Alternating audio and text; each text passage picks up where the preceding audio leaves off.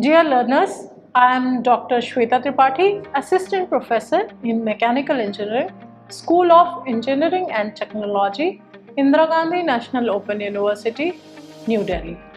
I welcome you all in the MOOCs of Energy Resources and Conversion Process. The module for today is Conversion Efficiency.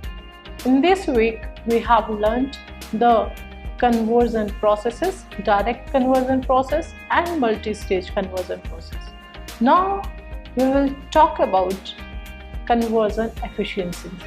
As we have discussed in our previous module, more the number of stages are, lesser will be the conversion efficiency.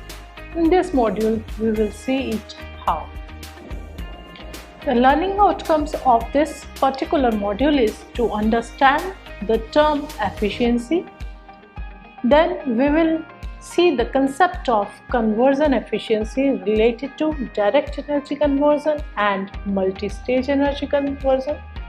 We will also discuss first law and second law of thermodynamics. You will be able to understand Carnot efficiency and coefficient of performance.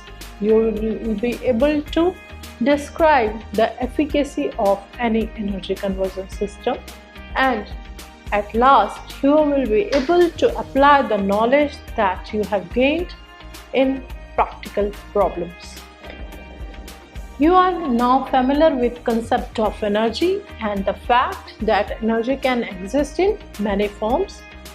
You have also seen that energy is the capacity of doing work, and now the question is that when energy from one form is converted into another form, does all energy is available to do useful work? The simple answer to this question is that energy which goes into an energy conversion device, we can get several kinds of output. We can get the desired form of energy which is available to us for doing useful work, and apart from it, some undesired form of energy is also there which is not available to us to do any equivalent amount of useful work. Then comes the law of conservation of energy, and it holds true, which means that total amount of energy at the end of conversion process is the same as was at the beginning of the process.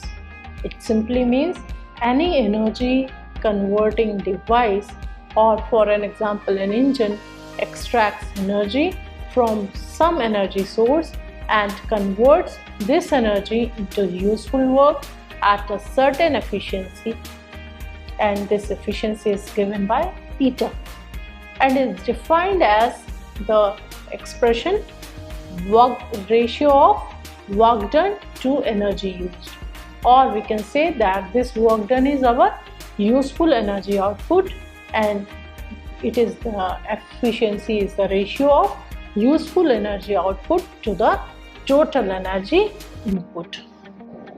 So the total energy input is always the useful energy output plus energy wasted. So if we say that useful energy output is E1 and energy wasted is E2 while the total energy input is E in, then the conversion efficiency equation will be eta is equal to E1 by E2. Although energy is conserved in an energy conversion process, the output of useful energy or useful work will be less than the energy input, and the conversion efficiency will be given as eta is equal to E1 upon E input. Simply it will be equal to En minus E2, that is energy E1 is energy input minus energy waste. So E in minus E2 upon E in. So we can say that 1 minus E2 upon E in. So if we know all the losses or all the wastage energy, then also we can estimate that how much output we are getting, and if we are getting the output, we can estimate the amount of waste. So we can see that for any energy conversion device to be 100% efficiency, E2, that is energy loss, should be 0. However, it is not possible for any conversion device to be 100% efficient. If, however, we are able to utilize the rejected heat in another generator, then it could be highly efficient but not equal to 100% efficient. So, in the conversion process, all the input energy entering into a conversion device is converted into another form of energy, and finally we end up with the same amount of energy which went into the conversion device. And the useful work could be any, it could be either electric power, mechanical power or heat power. So this is what we have learnt till now. Then comes the first law of thermodynamics. We had already discussed. It is another way of defining this process, and it says that energy can neither be created nor be destroyed. However, not all the energy is converted into the useful work. Now it is really surprising that what happened to the remaining energy. This brings the concept of quality of energy. Although the quantity of energy is the same before and after the conversion. If whatever is input, it is available in the form of energy, either in the form of useful work or in the form of wastage.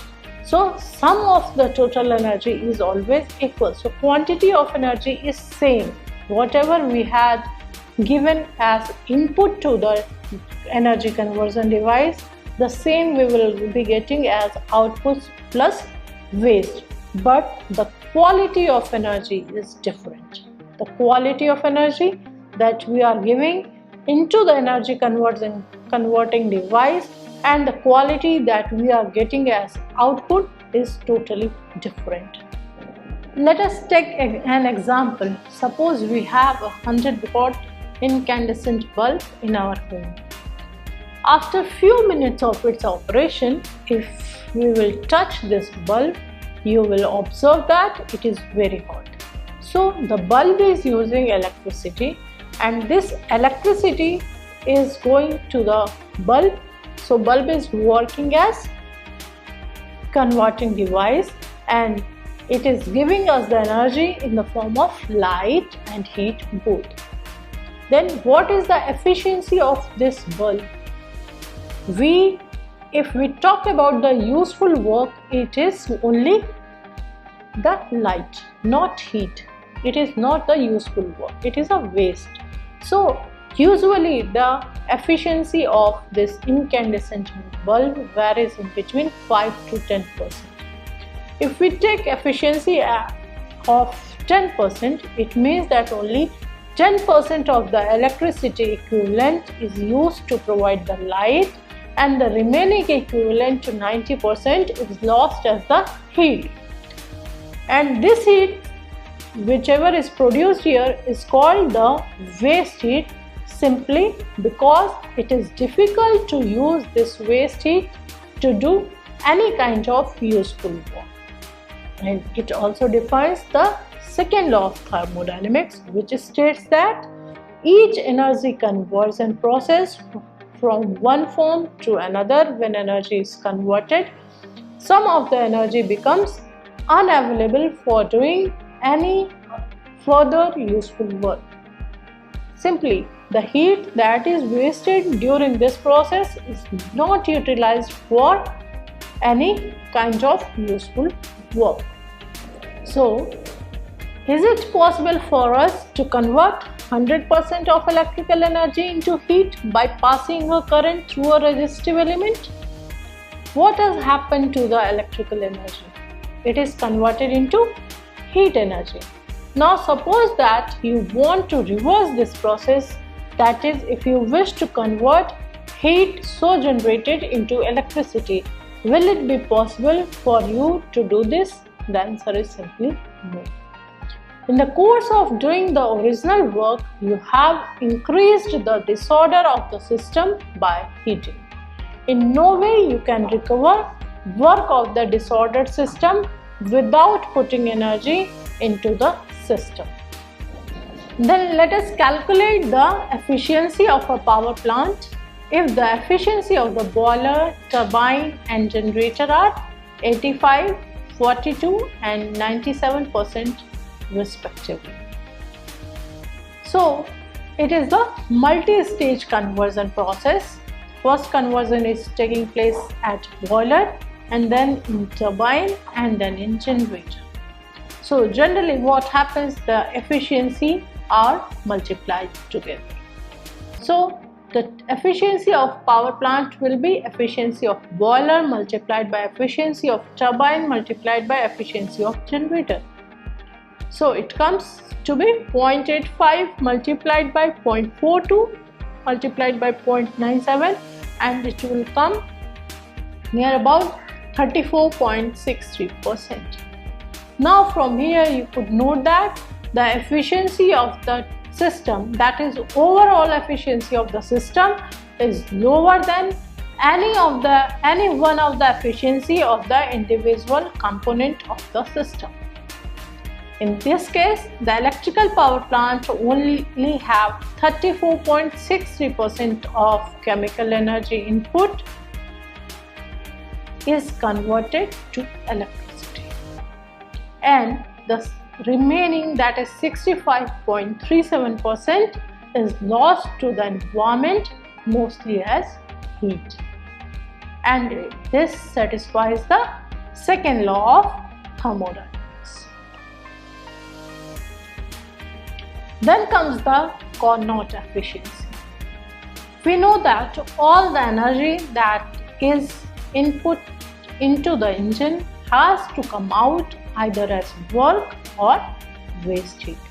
So work is equal to heat at high temperature minus heat rejected at low temperature. Therefore, this equation becomes Q hot minus Q cold, ratio of the difference of Q hot minus Q cold to Q hot. Here the Q hot is heat input at high temperature and Q cold is heat rejected at lower temperature. A French engineer, Carnot, showed that the ratio of high to low must be same as the ratio of temperature of high temperature heat and the rejected low temperature heat. So this equation is called Carnot efficiency and is simplified as efficiency is equal to 1 minus ratio of T cold to T hot. Here the temperature is absolute temperature, that is the temperature in Kelvin. This Carnot efficiency is the theoretical maximum efficiency which one can get when the heat engine is operating between two temperatures. In case of heat engine, the temperature at the high temperature at which reservoir operates is known as T hot or the temperature of the source. The temperature at which the low temperature reservoir operates or the temperature of sink is known as T cold. In the case of an automobile, which is also an engine, these two temperatures are the temperature of the combustion gases inside the engine, that is T hot, and the temperature at which the gases are exhausted from the engine is T cold. Then why should we operate the automobiles at low efficiencies? It is not that we cannot achieve the high temperatures, but we do not have the materials, the engine materials which can withstand this high temperature. As a matter of fact, we do not let the engine gases go to the maximum that they can go even now, and instead try to keep the engine cool by circulating the coolant. So we are taking the heat out of the gases. So when we are taking it out of the gases, this the hot temperature, that is T hot, is lowering, and we are making the engine operating at cooler temperature so that the engine is protected, but the efficiency of the automobile will be lowered. Let us see an example of this Carnot efficiency. If we compare the heating efficiency of the same heat pump which is installed in two different cities, city 1 and city 2, and let us assume that the city 1, the climate is milder, and we assume that the T hot temperature there is 70 degree Fahrenheit and that of T lower is 40 degree Fahrenheit, and in the city 2 we assume that the hotter temperature is same, but the TL, that is the outside temperature or the temperature of the environment, is much lower, and we assume it to be 15 degree Fahrenheit. Then what will be the COP? The efficiencies for this heat pump is known as coefficient of performance or COP. So the ratio of T hot to TH minus TL is known as coefficient of performance. So if we go for the city 1, the COP is TH upon TH minus TL, and this is 294 upon 294 minus 277. We have first converted these temperatures into Kelvin. The Fahrenheit we have converted into Kelvin, and then it comes to 17.3. and if we talk about the city 2, the COP maximum will be 294 upon 294 minus 263, and it is 9.5.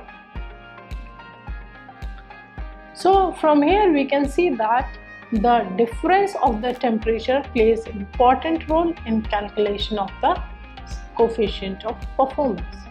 The coefficient of performance when the lower temperature is 15 degrees Fahrenheit is lower, but when this T lower was 40 degree Fahrenheit, the coefficient of performance is more. Then comes the energy conversion with rejected heat. If we utilize the energy that is wasted in another generator, the efficiency could be increased. For example, the energy E in is input into any energy converter and energy conversion device, and we are getting the electrical energy that is having efficiency eta, and the heat is rejected from there, and the heat that is rejected from there will be 1 minus eta into E input, and then this heat is going to some generator or energy generating device, and from there we are again getting some electrical energy, and here the output will be 1 minus eta into E1. E1 is our waste energy that we are getting from there. So finally the efficiency will be the total output will be the electrical energy that we are getting from the energy converting device first, and the electrical energy that we are getting from the energy converting device 2. So the efficiency will be more. Let us understand this by an example. Suppose we have a boiler that is having an hourly input of 30 kilowatt hour and energy equivalent to 15 kilowatt hour is extracted and is utilized for heating water. Then what will be the energy conversion efficiency? So E in is 30 kilowatt hour in boiler, and we are getting 15 kilowatt hour is for heating water, and E2, that is 15 kilowatt hour, is wasted here. So the energy conversion efficiency will be 15 divided by 30, that is 0.5 or 50%. Now, as we have discussed that if this waste energy is again utilized, so let us say that there is another waste heat equivalent to 9 kilowatt hour is extracted through a waste heat recovery system, then what will be the final conversion efficiency? So what happened here? Here the E1, that is the output that we are getting, has become 15 plus 9, that is 24 kilowatt hour, and the waste is still same 15 kilowatt hour. So now the waste is reduced and it has become 6 kilowatt hour. So now we are getting the energy conversion efficiency as 24 divided by 30, that is 0.8 or 80%. Then comes the power and energy conversion efficiency. As we know that energy has been defined as the capacity to do work. We cannot see the energy, but the way we cannot, energy has been defined as the capacity to do work. We cannot see the energy the way we cannot see wind, but we can feel the power which wind has, or for that matter energy has. Thus, the energy is capacity to do work, and the word work has the specific meaning, and we had already discussed it in our very first module. And this work is the force into displacement, and the unit of work is Newton meter, which is also known as joule, and is also the unit of energy. We can see that from this equation it is independent of time. What does it mean? Let us try to understand this by taking an example. Suppose we have to lift 100 bricks and have to place them from one place to another. We can do this work in 5 seconds also, we can do this work in 5 minutes also, we can do this work in 5 hours also, we can do this work in 5 days also. So the amount of work done will remain same. That is, the work that is done to lift these 100 bricks will be same. Either it will be completed in 5 seconds or in 5 days. Then why we are worrying about energy always, when we know that energy is the capacity of doing work, and work can be done the way we want to do it. So mainly our worry is not the energy, but the rate at which energy is being extracted or used. The energy of fossil fuels is finite, and if we are able to delay the rate of energy use, which means energy conservation, it can last long. So our main focus is the rate of energy, or the time in which we are going to consume this energy, or the time in which we are going to extract this energy. So this rate of energy use or energy conversion that we are calling here is called power. So power is basically the energy converted per unit time. So that is P is equal to E divided by T, or energy is equal to power into time. So we can see the significance of this equation. We know that the performance of a motor car is usually expressed by the maximum speed, that is equivalent to power. That is, it can attain rather than the total distance traveled, it is also the equivalent to energy. So the maximum speed is equivalent to power, and the total distance traveled is equivalent to energy. Let us take another example. An electric heater of 1000 watt or 1 kilowatt rating is used for 6 seconds.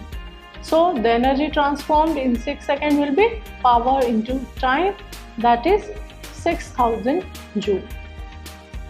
Then if we have another electric heater of 3000 watt, or we can say 3 kilowatt rating, and is used for 2 seconds, the energy transformed will be P into T, that is 3000 into 2, and it will be 6 kilojoule. This indicates that 3 kilowatt heater in 2 seconds will produce the same amount of heat energy as 1 kilowatt hour, but it takes 3 times longer. Let us have one more interesting example. In summer, the demand of electricity suddenly gets enhanced because people start using coolers, AC, etc. There may be enough energy sources available at the energy conversion station, which we call power station, and the energy sources are coal, oil, gas, etc. But it may not be possible for it to meet the demand of electricity, and therefore the demand for bigger power station arises and not for bigger energy station. This indicates that the energy conversion efficiency may also be expressed as the power ratios rather than energy ratios. Thus, when power of the inputs and outputs is constant, we have energy conversion efficiency is equal to ratio of useful energy output to total energy input, or ratio of useful power output to the ratio of total power output. If we take an energy conversion device which has the efficiency of 80% and the power output of 150 megawatt, what is the useful power output and the waste power? Useful power output is equal to total power input upon efficiency. So it will be 150 upon 80 into 100, and it will come about 120, and the waste power is 150 minus 120, and it is 30 megawatt. Then there are various energy efficient devices, and all the energy conversion devices have different energy conversion efficiency. It may vary from about 10% for the incandescent bulbs to about 95% for energy efficient motors. If we talk about the energy conversion device, electric motor, that is converting mechanical to electrical, energy conversion device is 50 to 95%. If we talk about the power plant that are fossil fuel based, there is 3-stage energy conversion process, that is chemical to thermal, thermal to mechanical, and then mechanical to electrical. 4 stages are there, and so the energy conversion efficiency is 30 to 40%. Likewise, many examples are given in the material that we have provided for this week. You can see from there. Then comes the efficiency of energy conversion in lighting devices. If we talk about the energy distribution in an incandescent bulb, if we suppose that input power, that is in the form of electricity, is 100%, this power is converted into non-radiative losses, which are about 18%, and radiation, that is 82%. This non-radiative loss is again having some power loss. Whatever non-radiative loss is, it is in the form of power loss. It is 18%, and this radiation, that is 82%, there are visible radiation and infrared radiation. Visible radiation is only 10%, while 72% is infrared radiation. Similarly, if we talk about the energy distribution in a fluorescent lamp, this 100% power is divided into 3 losses. One is non-radiative loss, that is having 38%. Then there is discharge radiation, which is 60%, and only 2% of visible radiation is there. All the non-radiative loss is responsible for the power loss, that is 42%, and this discharge radiation, which is 60%, it is again divided as visible radiation 20%, infrared radiation 36%, and power loss is 4%.